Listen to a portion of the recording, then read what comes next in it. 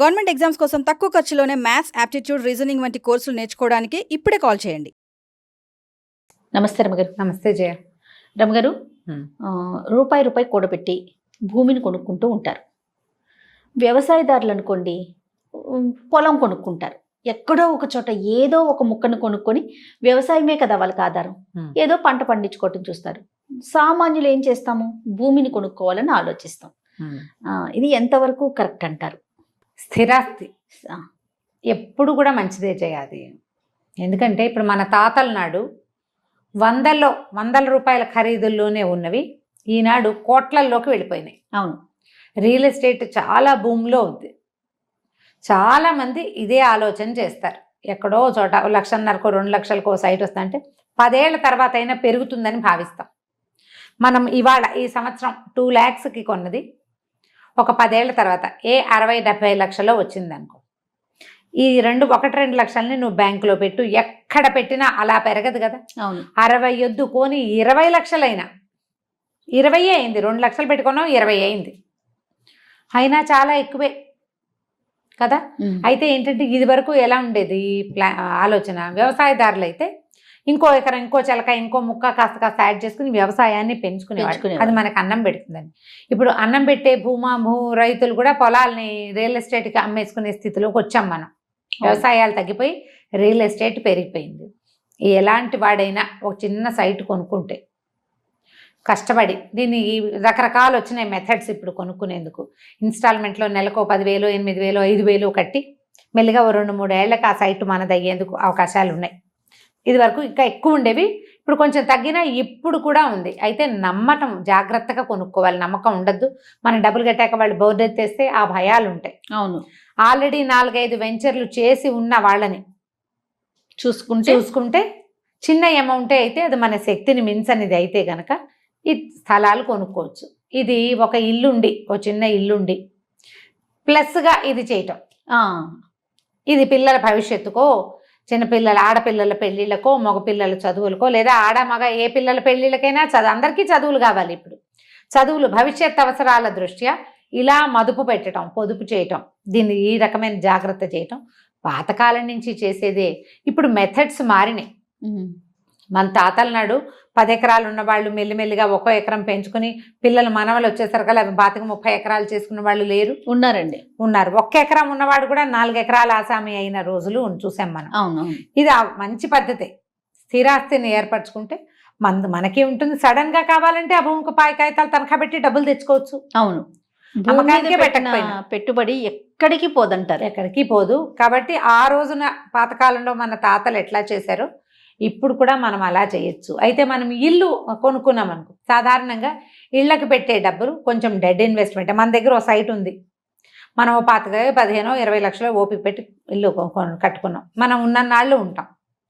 ఇంటికి ఏమి రేట్ ఇవ్వరు చేయాలి. అవును, స్థలానికే రేట్ వస్తుంది. ఇంటికి ఎంత పెట్టినా అది నిజంగా వేస్టే. కాకపోతే అపార్ట్మెంట్లు లాంటివి అనుకో, 10-15 ఏళ్ల నాడు 4-5-3-4 లక్షలకే ఇళ్ళు అపార్ట్మెంట్లు వచ్చేసేవి. ఇప్పుడు మినిమం 50 lakhs లేకుండా లేనే లేవు. 50 నుంచి మనం 2 కోట్లు 3 కోట్ల రూపాయల అపార్ట్మెంట్, 4 కోట్లవి కూడా కొన్ని చోట్ల కనపడుతుంది. కోట్లు అంటే అవి ఏమిటో అసలు చాలా సింపుల్గా ఉంది. మనం 25-30లో ఇల్లు కావాలంటే పూర్తిగా అవుట్స్కట్స్లో ఎక్కడో దొరుకుతుంది. చిన్న ఊళ్ళల్లో అపార్ట్మెంట్లు దొరుకుతాయి. అపార్ట్మెంట్ అనగానే మనకు ఒక ఫీలింగ్ వస్తుంది. ఇందులో నుంచి మనకేం మిగ రాదు భూమి. అవును, అన్డివైడెడ్ షేర్ ఏదో చెప్తారు, UDS అంటారు, అన్డివైడెడ్ షేర్. ఆ UDS ఎంత వస్తుంది? 50 గజాలో 60 గజాలో 55 గజాలో వస్తుంది.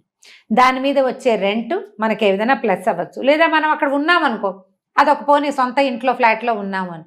ఇవన్నీ కూడా ఏంటంటే 4 క్రోడీకరించుకుని ఆలోచించుకుని పెట్టుకోవాలి.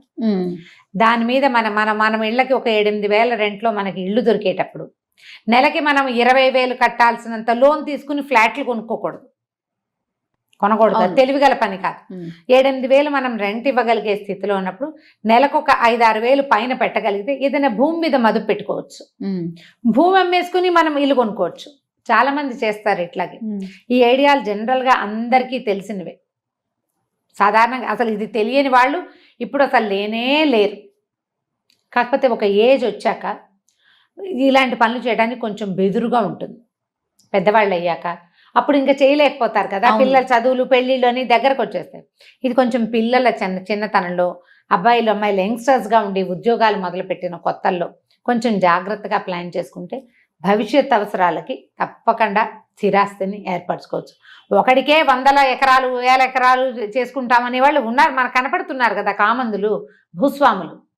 అలా కాకుండా ప్రతివాడు తనకంటూ ఒకటి ఏదైనా ఏర్పరిచి పెట్టుకుంటే సడన్గా మన ప్రాణాల మీదకి వచ్చినప్పుడు, మన పిల్లల చదువులకో పిల్లల పెళ్ళిళ్ళకో ఏ అనారోగ్యాలు వచ్చినప్పుడు, లేదా మన తర్వాత తరాలకి కొంత హెల్ప్గా ఉంటుందనో తప్పకుండా చేయొచ్చు.